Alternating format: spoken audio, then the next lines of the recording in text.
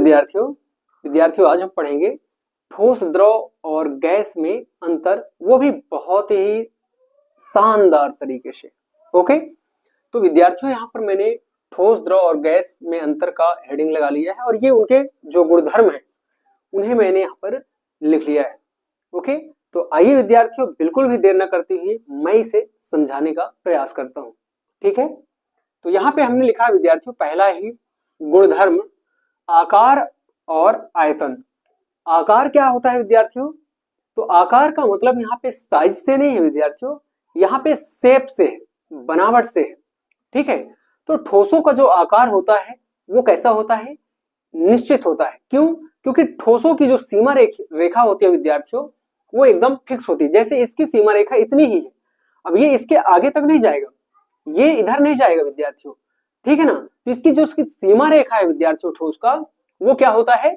निश्चित होता है। इस वजह से हम बोल देते हैं कि ठोसों का आकार निश्चित होता है, स्थिर होता है, अपरिवर्तित रहता है। ओके, और आयतन भी इसका क्या है? फिक्स होता है। ठीक है, ये जितना जगह अभी घेरा है इसको आप जहां भी ले जाएंगे विद्यार्थियों ये इतना ही जगह घेरेगा। तो इस तरह से हम कह देंगे कि ठोस का जो आकार और आयतन होता है वो कैसा होता है विद्यार्थियों? तो अपन छोटा सा एक शब्द लिख देंगे, निश्चित होता है। कैसा होता है? निश्चित होता है, स्थिर होता है, या तो आप स्थिर लिख देंगे। ओके, फिर हम बात करें द्रव की, तो इसका आकार क्या होता है? तो जिस पात्र में इसे आप रख दें, जिस बर्तन में इसे रख दें विद्यार्थियों, ये उसी का आकार ग्रहण कर लेता है। तो आकार इसका क्या हो गया? आकार अनिश्चित। आकार क्या होता है विद्यार्थियों द्रव का? अनिश्चित होता है, स्थिर नहीं होता है। ओके, लेकिन इसका आयतन जो है वो निश्चित होता है। आयतन क्या होता है? निश्चित। तो आप इसे लिखेंगे लेकिन आयतन निश्चित होता है। ओके, ये लाइन आप छोटी सी यहां लिख देंगे। ठीक है, इस प्रकार से आयतन क्यों निश्चित होता है? क्योंकि इसकी जितनी मात्रा आप लेंगे विद्यार्थियों, पात्र बदल जाने से ये जगह ज्यादा नहीं घेर लेता है। ठीक है ना, तो जितना जगह ये आप एक बर्तन में रखेंगे वहां पे घेरेगा, उतना ही जगह वो दूसरे बर्तन में, उतना ही जगह वो तीसरे बर्तन में या किसी भी बर्तन में रख देंगे, उतना ही स्थान घेरता है। इसलिए हम कह देते हैं कि जो द्रव का आयतन है वो भी क्या होता है? निश्चित होता है। ओके, और अनिश्चित क्यों? पात्र बदल देने से इसका आकार बदल जाएगा। ओके, लेकिन आयतन क्या होगा? फिक्स होगा, निश्चित होगा। क्लियर? गैस का ना तो आकार निश्चित और ना ही आयतन निश्चित। तो हम यहाँ पे कह देंगे क्या कि गैसों का जो आकार और आयतन है, आकार और आयतन है वो क्या होता है? निश्चित नहीं होता विद्यार्थियों, स्थिर नहीं होता है। ओके, मतलब हम लिख देंगे अनिश्चित होता है। ये छोटी सी लाइन आप यहाँ पे लिख देंगे।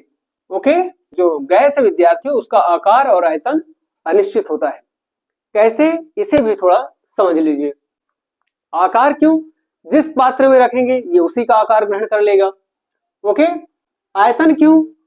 छोटे पात्र में रखेंगे तो छोटे पात्र को घेर लेगा, बड़े पात्र में रखेंगे तो बड़े पात्र को घेर लेगा। ओके, तो इसलिए हम कह देंगे कि गैस का आयतन क्या होता है? अनिश्चित होता है। क्लियर? चलिए चलते हैं इसके दूसरे पॉइंट पे, अणुओं के बीच आकर्षण बल। तो आप एक बात याद रखें विद्यार्थियों कि जो ठोस होते हैं इनके अणु जो होते हैं वो बहुत पास पास इसलिए होते हैं क्योंकि इनके अणुओं के बीच लगने वाला अंतरा अणु जो आकर्षण बल है वो प्रबल होता है। मतलब क्या विद्यार्थियों कि ठोस के कण अंतरा अणु बल, अंतरा अणु का मतलब क्या? दो अणुओं के बीच लगने वाले बल को ही हम क्या बोल देते हैं विद्यार्थियों? अंतरा अणु आकर्षण बल। तो अंतरा अणु आकर्षण बल जो ठोसों में होता है विद्यार्थियों वो कैसा होता है? सर्वाधिक होता है।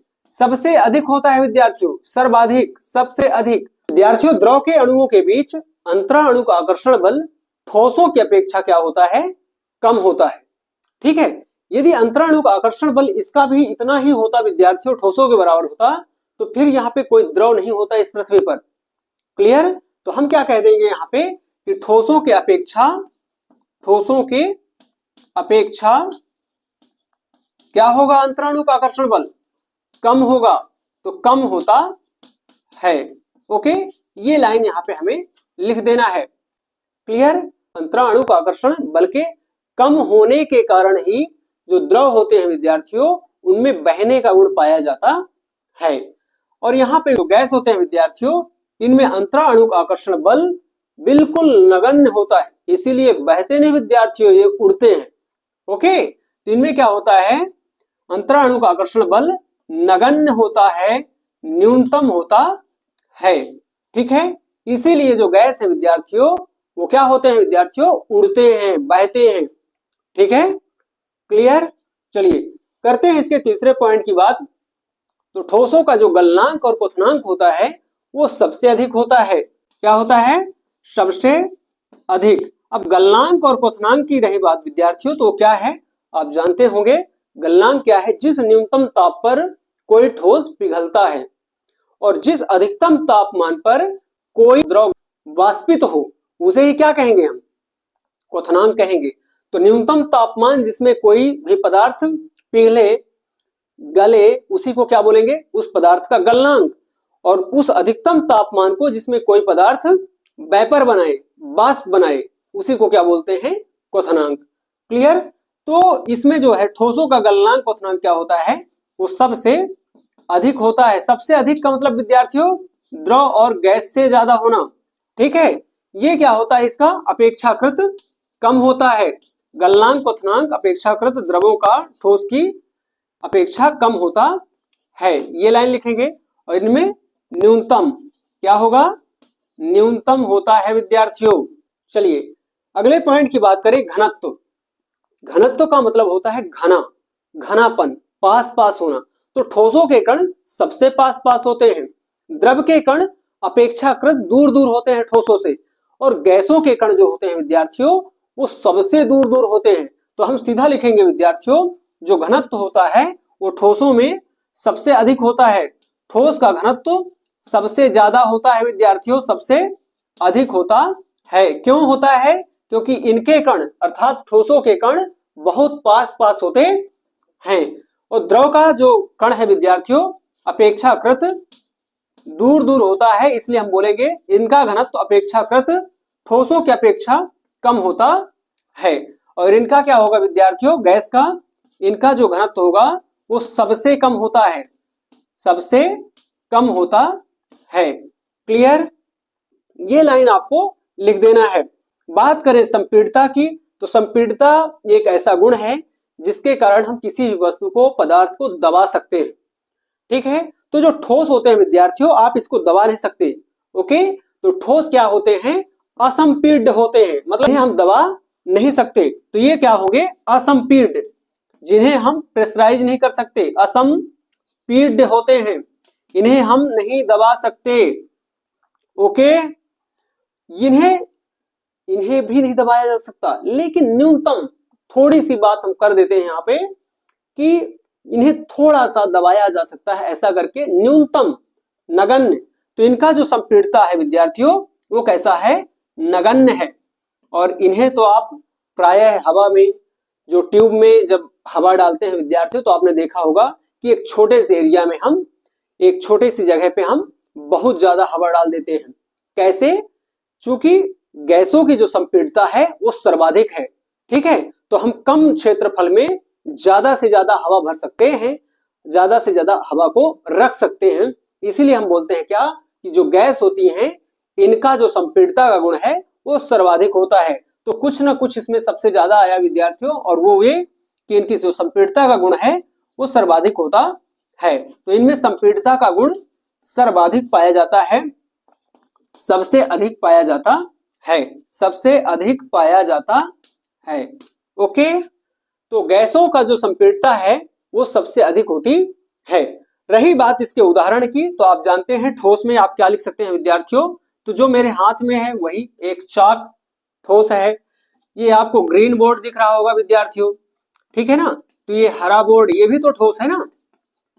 आप ईंट लिख सकते हैं यहाँ पे, ईंट, किताबें, ठीक है, पत्थर, जितनी भी चीजें आप देख रहे हैं विद्यार्थियों, दीवार, टेबल, कुर्सी, ये सब क्या है? ठोस हैं। तो यहाँ पे मैं लिख देता हूं आदि। द्रव में बात करेंगे तो तेल, दूध, ठीक है, ये सारी चीजें क्या होती हैं, ये अवस्था में पाई जाती हैं। पानी तो हमने लिखा ही नहीं, तो तेल, दूध, पानी इत्यादि। ओके। और गैसों में तो आप जानते हैं सबसे जीवनदायिनी गैस का नाम सबसे पहले होना चाहिए, जो कि क्या है, oxygen, nitrogen, hydrogen, carbon dioxide आदि। ये सब क्या है विद्यार्थियों, ये गैस है, तो इनके एग्जाम्पल आप गैस में लिख देंगे। क्लियर। चलिए विद्यार्थियों, आशा करता हूं आपको आज की ये जो छोटी सी क्लास है जरूर समझ में आएगी। ओके। और यदि आपके लिए हेल्पफुल है विद्यार्थियों, तो वीडियो को लाइक करना भूलना नहीं है और दोस्तों तक शेयर करना भी नहीं भूलना है।